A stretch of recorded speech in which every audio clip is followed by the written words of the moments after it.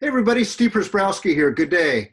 Welcome to episode 67 of Reach for the Firefighter Badge. In episode 67, we're going to build upon the last episode, 66, and discuss more reasons why firefighters get released during the recruit academy or the probationary process. So let's get going and learn from the mistakes of others. As a reminder, my two websites, code3firetraining.com and schmofire.com, have lots of great free resources on there to help you be the best that you can be. Also, two of the three books I've had are the formation and reason for these webinars. This is what I'm building upon: the Future Firefighters Preparation Guide and Reach for the Firefighter Badge, both available on my website and both complimentary books to help you be the best that you can be. So, as I shared in the previous episode, as a reminder, this is based upon an article that was published by Firehouse Magazine on February 2nd, 2005. This was a slightly different article, but complimentary. This one was titled Reasons Why Firefighters Get Terminated During the Recruit Academy or Probationary Process. So, even though it's 15 years old, most of the stuff is still relevant today. I updated it for today, but most of it's still relevant. So you can find that article on firehouse.com as well as my website, wherever. But again, lots of great information to learn from. So in the previous episode, we talked about 7 different reasons. Now let's build upon and talk about a few more reasons why recruits get released or terminated. Number 8, not completing academic assignments during probation. The previous episode, we discussed you had to have usually an 80% average in your written test scores, your academic scores. Now, sometimes not completing them can be a problem too. And usually the academic assignments may just be Scantron tests every day, but they could be other types of assignments, maybe take-home assignments, essay assignments, whatever else. But follow through is critical here. Maybe another reason is excessive absences or tardiness. Now, if you're sick a day or two, or maybe late one day, it's not usually the end of the world. Usually, as long as you hopefully come taking accountability and responsibility for your actions or non-actions, not blaming others, not coming in there, God, traffic sucked. Yeah, McFly, you should have prepared ahead. You got to take ownership. It's your career, not anybody else's. It's your fault. Well, I live 3 hours away. Then you know what? You should have got an apartment close by. Best thing I ever did when I got hired on the job, I found an apartment a block away from the recruit academy. Even if I drove because I had all my gear with me, but even if I had to walk, if my car broke down, I could still do it in 10 minutes. So plan ahead, especially if you've got traffic to live out of the area. But most departments will allow you to have a day or two sick leave, because we understand things happen. But if you're out for a couple of weeks, you may be released from the academy. And like I talked about in the previous episode, if you get injured in the academy, usually as long as you're in good standing, they'll usually say, well, you're out for whatever, a couple of weeks, you've missed too much, we can't let you continue, but maybe you can step into the next academy from day one that we'll do in a year or two, or maybe not. It all depends on timing and the rules and everything else. But make sure you understand the rules of engagement, because usually on day one, they'll tell you this is how many days you can miss. And even if they allow you to miss 3 days, don't just, I'm going to call in sick. That's going to be a mental health day I'm going to use. Don't do that. You got plenty of time for mental health days. But again, call in sick only if you're deathly sick. So try to manage yourself. Also, failure to perform, usually pretty simple. Either you do it or you don't do it.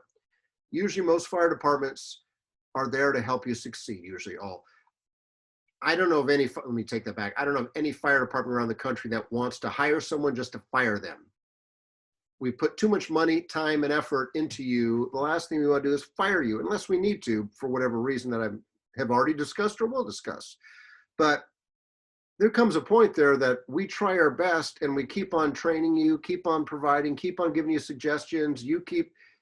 But you still got to perform, whether it's 80% on your average written test scores or 80% on your skills or just whatever. There's a time where sometimes people just can't do the job, but hopefully we've exhausted every opportunity to try to train you and prepare you and give you the resources, but we can't do it for you.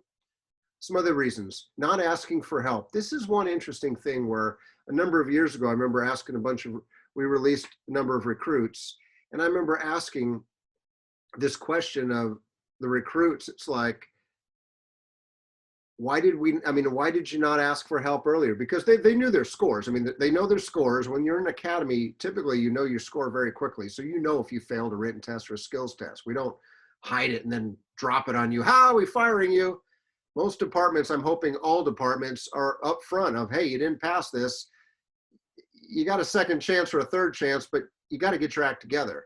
Well, it was interesting. This one recruit class, it's like, why did you guys not ask for help? Well, we just didn't want to bother you guys. Well, you should have bothered us, because we try our best to offer help, but we can't force you to take our help and assistance. I mean, we were at the point where it's like, do you need extra tutoring? Do you need us to bring in extra instructors? What can we do for you? And of course, the answer before people got released, well, we're doing fine, nothing, we'll get better. You got to ask for help. Be able to raise your hand and have that courage to say, you know what, I'm struggling. That takes a man or a woman to be able to raise their hand, say, you know what, I'm struggling. I want to do this. I can do this, but I need some assistance. Help me, you know, the old saying, help me help you. Help me do what I can do to get through this. I'll do the work, but I need some suggestions and advice. But you got to do that. I know, suck up your pride. Sometimes family pressure, responsibilities get in the way. I get it. You know, I was fortunate that I was single going through the academy, so I really didn't have any family pressure responsibilities, but I can only imagine how tough it is, especially if you've got a longtime partner, girlfriend, boyfriend, husband, wife, significant other, not to mention kids, especially young kids. That's a lot of pressure to have, but this is the challenge. If you've got a family, especially a significant other, partner, wife, husband, boyfriend, girlfriend, you've got to be very upfront with them about the expectations of the academy. Honey, I cannot take time off. Obviously, if it's a life or death situation, yes, you can, but a lot of things are not life and death. You just can't call in sick. I mean, it just doesn't work that way, because you're missing valuable time and training and time away from your crew and your team in the academy, because you're all usually assigned to different teams. So you hopefully have a good support network at home. Maybe it's grandparents, maybe it's parents, maybe it's friends, maybe it's family members, but you've got to have a good support network, especially if you're a couple hours away, because it's not uncommon for us, because of the high cost of living in the Bay Area. It's not uncommon for people to live a couple hours away. So what they do is they smartly don't commute back and forth every day. What they do is that they'll maybe get an apartment or room with somebody else in the academy, or maybe someone they know on the job for the Monday through Friday portion, then go home Friday night after the academy and then drive in late Sunday night. That's hard on your family, but again, so is driving a couple hours each way when you're tired at the end of each day. So try your best to have a good support network. You're going to need it.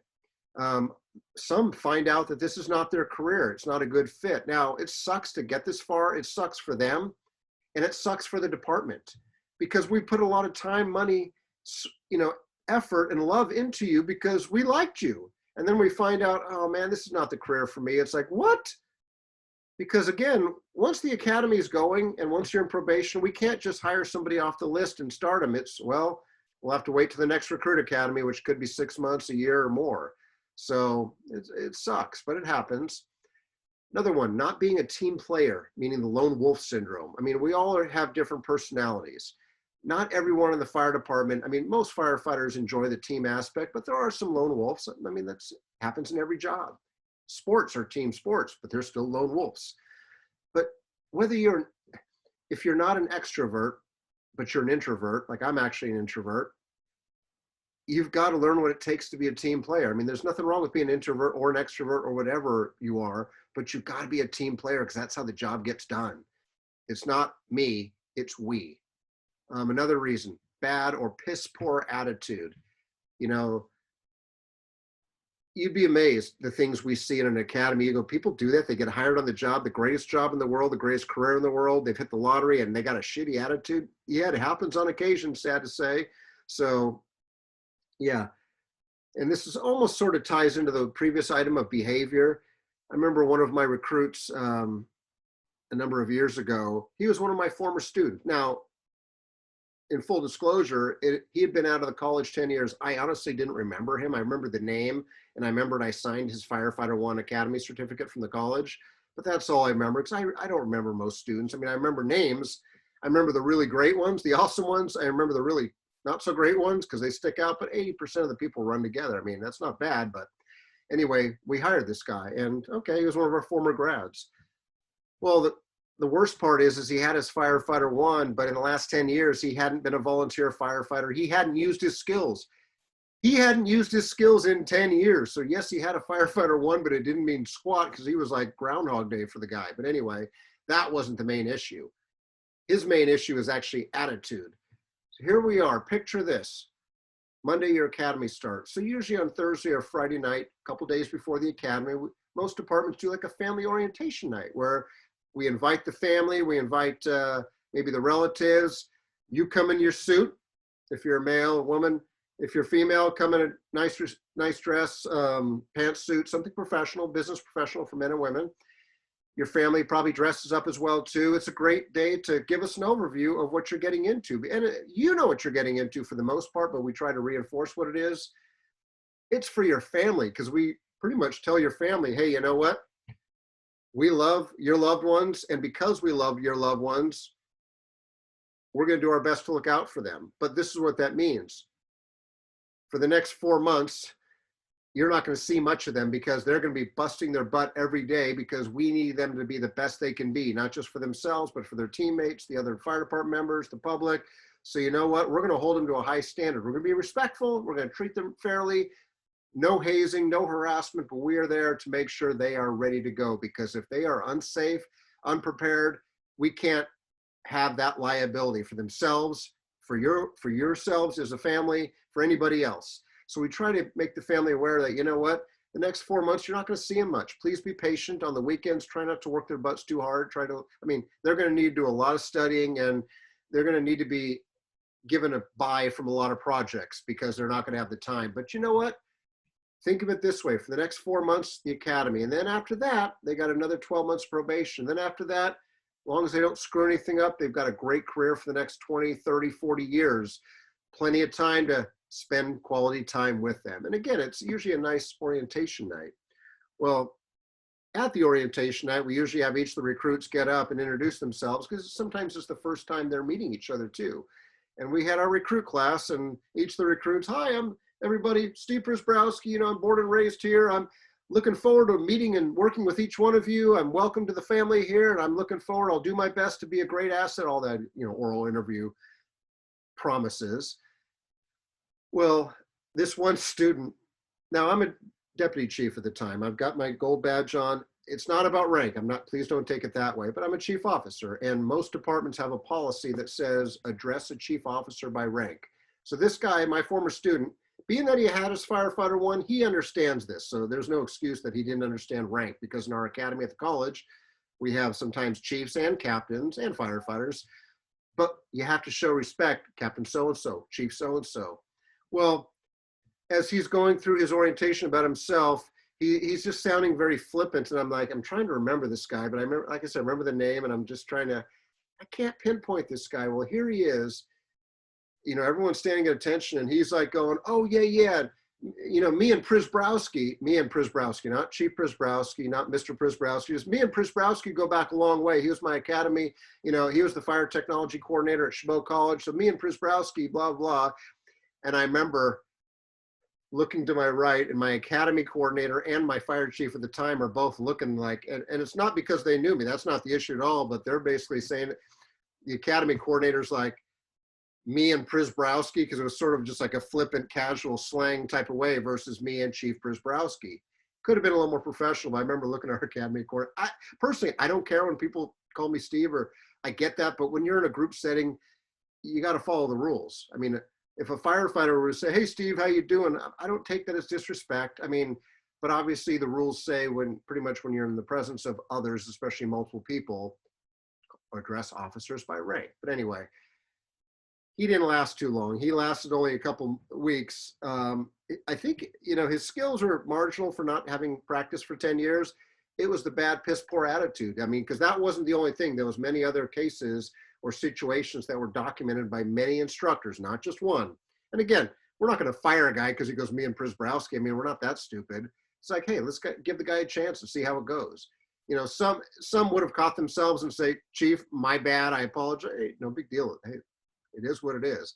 But that was just the start of his actual behavior as time goes through the process. And obviously it shows in interactions with teammates, with instructors, and everything else. Because here's one thing our academy used to do that not every academy does this. One of the things we used to do was we give evaluations, like many academy, they give evaluations to each of the recruits, like on a weekly basis or every other week.